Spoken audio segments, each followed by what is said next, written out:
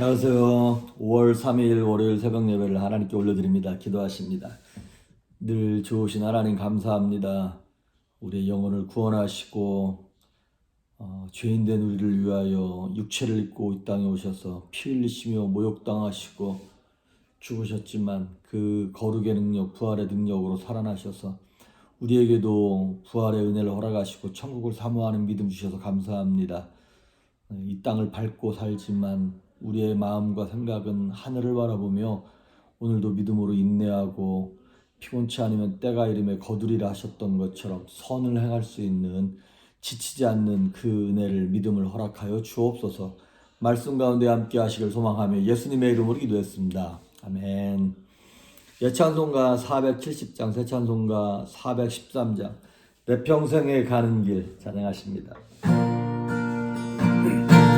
내 평생에 가는 길 순탄하여 늘 잔잔한 강 같은지 금풍 바로 무섭고 어렵든지 나의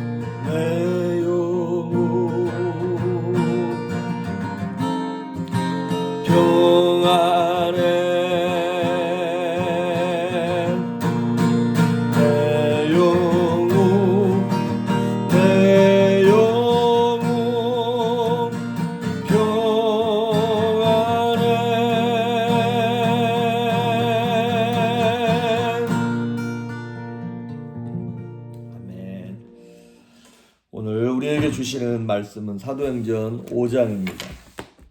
5장 1절에서 6절까지 보십니다. 5장 1절에서 6절에 있는 말씀까지 제가 봉독해 올립니다. 아나니아라 하는 사람이 그의 아내 삽비라와 더불어 소유를 팔아 그 값에서 얼마를 감추매 그 아내도 알더라. 얼마만 가져다가 사도들의 발 앞에 두니 베드로가 이르되 아나니아야 어찌하여 사탄이 내 마음에 가득하여 내가 성령을 속이고 땅값 얼마를 감추었느냐. 땅이 그대로 있을 때에는 내 땅이 아니며 판 후에도 내 마음대로 할 수가 없더냐. 어찌하여 이 일을 내 마음에 두었느냐. 사람에게 거짓말한 것이 아니요 하나님께로다. 아나니아가 이 말을 듣고 엎드려져 혼이 떠나니 이 일을 듣는 사람이 다 크게 두려워하더라. 젊은 사람들이 일어나 시신을 싸서 메고 나가 장사하니라. 계속 읽겠습니다. 3시간쯤 지나 그의 아내가 그 일어난 일을 알지 못하고 들어오니 베드로가 이르되 그 땅 판값이 이것뿐이냐 내게 말하라 하니 이르되 예 이것뿐이라 하더라. 베드로가 이르되 너희가 어찌 함께 꾀하여 주의 영을 시험하려 하느냐. 보라 내 남편을 장사하고 오는 사람들의 발이 문 앞에 이르렀으니 또 너를 메어 나가리라 하니 곧 그가 베드로의 발 앞에 엎드려져 혼이 떠나는지라. 젊은 사람들이 들어와 죽은 것을 보고 메어다가 그의 남편 곁에 장사하니 온 교회와 이 일을 듣는 사람들이 다 크게 두려워하니라. 아멘. 아나니아와 삽비라라고 하는 부부가 초대교회의 중직을 맡았던 사람들이겠죠. 그 정도 되는 위치에 있는 사람들이 땅을 팔고 그 반을 가지고 제자들의 발 앞에 놓고 하나님께 헌금을 하면서 이게 땅 판값 전부입니다 라고 얘기했다가 베드로가 이것이 전부다 그렇다라고 얘기했을 때 네가 어찌 하나님과 성령을 속이냐라고 얘기하므로 남편도 죽고 아내도 죽는 정말 충격적인 사건이 초대교회에 지금 벌어진 겁니다. 성경에 보면 돈 문제, 물질 문제에 걸렸을 때 헤어나온 사람이 없어요. 아시다시피 그 이방 선지자 발람, 그리고 엘리사의 종인가요? 엘리야의 종인가요? 그 게하시, 그 다음에 부자 관원도 마찬가지였고 예수님께 나왔던, 그 다음에 가룟 유다도 마찬가지고 물질 문제는 딱 시험 들거나 걸리면 참 이게 믿음을 갖기 어려운, 그래서 우리의 신앙을 딱 틀어막는 되게 중요하고 아주 어려운 토픽이 바로 이 물질에 관한 얘기입니다. 그런데 한편으로 현대를 사는 우리 21세기에 사는 사람들이 아나니아와 삽비라를 보면서 비록 이들이 잘못한 건 맞아요. 하지만 이렇게 죽이기까지 이렇게까지 해야 되나?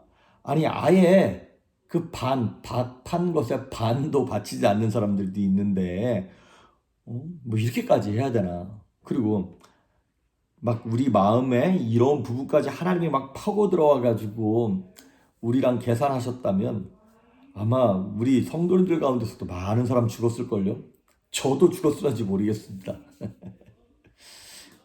자 그러면 여기서 먼저 짚고 넘어가야 할 것이 있는데 무엇이냐면 오늘 본문의 내용은 단순히 돈 문제가 아닙니다.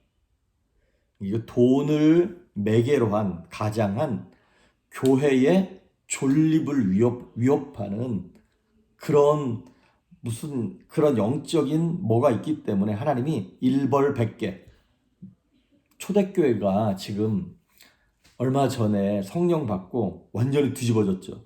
하루에 3,000명, 5,000명씩 부흥이 되면서, 그리고 주님 앞에 나오는 사람들이 병을 치료받고 문제가 해결되어지고 못 배우고 가난하고 눌렸던 사람들이 자유함을 얻고 평안하고 담대해지면서 온 세상이 뒤집어진 거예요. 그렇게 막 성령의 역사가 불같이 일어나고 모든 사람들이 기뻐하고 방방 뜰 때 이 사건이 딱 일어나면서 마치 찬물을 끼얹은 듯 그렇게 쫙 두려운 사건이 되고 말았습니다. 자, 그러면 간단하게 오늘도 이것을 어떤 관점에서 봐야 하는 것이냐면 이거예요. 교회의 본질을 위협하는 문제라 그랬는데 그것이 무엇이냐면 거룩함입니다.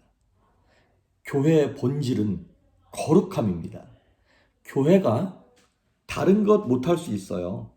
뭐 사회사업, 구제, 뭐 다른 거 이런 거 못할 수 있어요. 하지만 교회는 거룩함을 상실하면 다 끝나는 것입니다. 완전히 다 잃게 되는 것입니다. 초대교회는 성령의 강림으로 태어난 성령이 이끄시는 거룩한 공동체예요. 그런데 이 성령 공동체의 특징은 하나님과의 관계 속에서 깨끗함입니다. 여러분 오늘 3절과 4절을 보면 베드로가 뭐라고 얘기하냐면 사탄이 네 마음에 가득하여 네가 성령을 속이고 땅값 얼마를 감추었다 이렇게 얘기했어요. 성령을 속였다는 거예요. 여러분 여호수아에 보면 이스라엘 백성들이 여리고성을 믿음으로 점령하죠. 근데 첫 번째 성이었기 때문에 다 하나님께 드려야 하는 그러한 전쟁이었어요. 그래서 어느 것도 취하면 안 돼요. 전쟁을 하는 이유는 전리품을 취하기 위함이잖아요. 그런데 그 여리고성은 하나님께 드려야 한 거룩한 성인 거거든요. 따지고 보면. 그리고 그게 거룩한 전쟁이거든요. 그러니까 싹 다 도말해야 되는 거거든요. 그런데 아간이라고 하는 사람이 거기서 몰래 뭐 신한산의 외투 한 벌과 금 얼마와 이런 것들을 몰래 감춰요. 그랬을 때 그 사건으로 말미암아 두 번째 전투인 아이성에서 패배하게 됩니다. 그렇습니다. 비록 한 사람의 거짓말, 비록 한 사람의 잘못임에도 불구하고 이스라엘 공동체 전체가 전쟁에서 지게 만드는 그런 사건이 되고 맙니다. 왜? 거룩함을 상실했기 때문에. 하나님 말씀하신 것을 이거 하나님의 거야, 이거 하나님의 공동체야 라고 하는 그 거룩함을 거짓말로 상실해버린 것이죠. 마치 교회 안에 바이러스가 침투하듯. 교회는 전기를 받는 송신소와 같습니다. 그러니까 전기를 만드는 발전소가 있잖아요. 그 천국이란 말이죠. 그 하나님이란 말이죠. 하나님께서 전기를 우리에게 보내주십니다. 근데 우리 개인에게 바로 보내주시는 것보다 교회라고 하는 송신소를 관통하게 하세요. 그러면 그 송신소에서 전기를 막 받아가지고 각각 개인의 집으로 그거를 또 보냅니다. 그러니까 하나님께로부터 오는 그 능력, 축복, 말씀 이거를 깨끗하게 받아서 깨끗하게 전달해야 할 의무가 있는 곳이 교회입니다. 세상에게 하나님의 능력의 전기, 거룩함의 전기, 사랑의 전기, 평강의 전기 이런 것들을 우리가 받아서 보내야 할 의무가 있는 공동체가 교회고 성도들입니다. 그런데 우리가 그 파이프가 막혀서 찌꺼기가 가득 차 있는 거예요. 그리했을 때에 세상 사람들은 그거를 온전히 받지 못하게 되는 것이죠. 교회가 축복의 통로가 되어야 하는데 교회가 건강해야 가정이 건강하고 사회가 건강하고 국가가 건강하게 되는 것인데 교회가 오염되기 시작하는 거예요. 그것도 이제 막 성령의 불길로 뜨겁게 타오르던 교회가 아나니아와 삽비라 사건으로 말미암아 한순간에 무너질 수 있는 교회가 이제 태어났기 때문에 아직 베이비란 말이죠. 애기인데. 그러니까 아기들은 쉽게 크기도 하지만 쉽게 다치고 넘어지기도 하지 않습니까? 그래서 그 부흥을 한 번에 파괴할 수 있는 초대교회의 첫 번째 죄악을 성경은 적나라하게 드러내고 있습니다. 그렇습니다. 교회는요, 거룩함의 상처를 받으면 능력을 상실합니다. 힘을 못 쓰게 되어 있습니다. 마치 머리가 깎인 삼손과 같습니다. 그래서 비록 교회가 세상 한가운데 살지만 하늘로부터 그 발전소에서 오는 그거를 전기를 그대로 받아서 세상에 물들지 않은 거룩함을 보여야 할 의무가 있는 공동체인 것이죠. 바다에서 물고기가 잡힙니다. 물고기가 바다에서 몇 년을 살지만 그 물고기 잡아서 회 먹을 때 회가 짜다고 느끼는 사람은 없지요. 그런 것처럼 비록 우리 성도들이 이 땅에 발을 디딛고 살고 있지만 세상에 속한 자들이 아니라 하나님께 속한 자이기 때문에 거룩해야 할 사명이 있습니다. 그래서 교회의 첫 번째 사명은 남을 변화시키는 데 목적이 있지 않습니다. 그거는 첫 번째 사명이 아니에요. 그걸 목적은 목적인데 첫 번째 목적이 아니에요.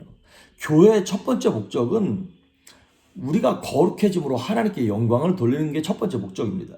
그러고 난 다음에 우리의 거룩함을 저들에게도 보이고 나타내므로 세상 사람들을 구원하는 것이지. 여러분, 이거 진짜 있었던 간증인데, 한국에서 교사 생활을 하시다가 이제 미국에 오셨어요.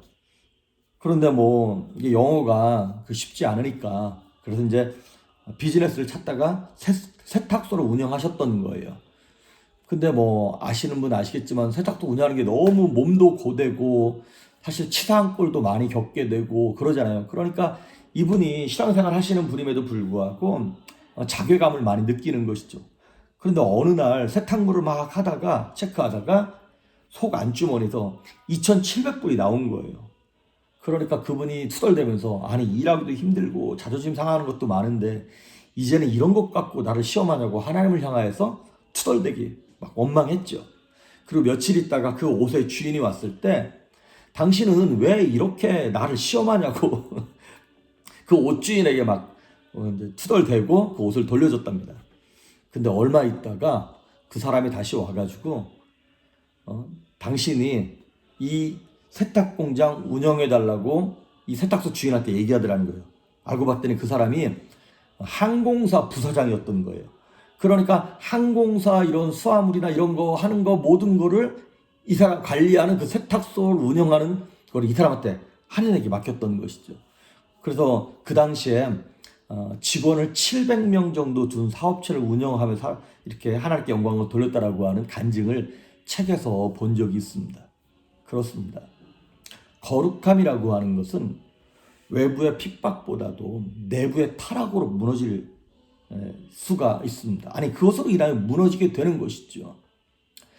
비록 성도가 고난과 죽어가는 어려움에 처했지만 이 거룩함의 문제를 어떻게 처리하느냐에 따라서 회복되기도 하고 완전히 주저앉게도 되는 것입니다. 하루 이틀 만에 주저앉지는 않지만 서서히 죽어가고 있죠. 그게 지금 한국 교회의 모습인 것이죠. 거룩함을 상실했을 때. 어거스틴이 그런 얘기를 했어요. 하나님 나를 정결케 하여 주시옵소서. 하지만 지금은 그리 마옵소서. 우리의 기도가 그렇다는 거예요. 참 말로는 저도 그렇고 우리 교인들도 그렇고 하나님 거룩하게 해달라고 간구하지만 우리가 거룩하게 살고 거룩하게 행할 때 손해보아야 할 것이 참 많습니다.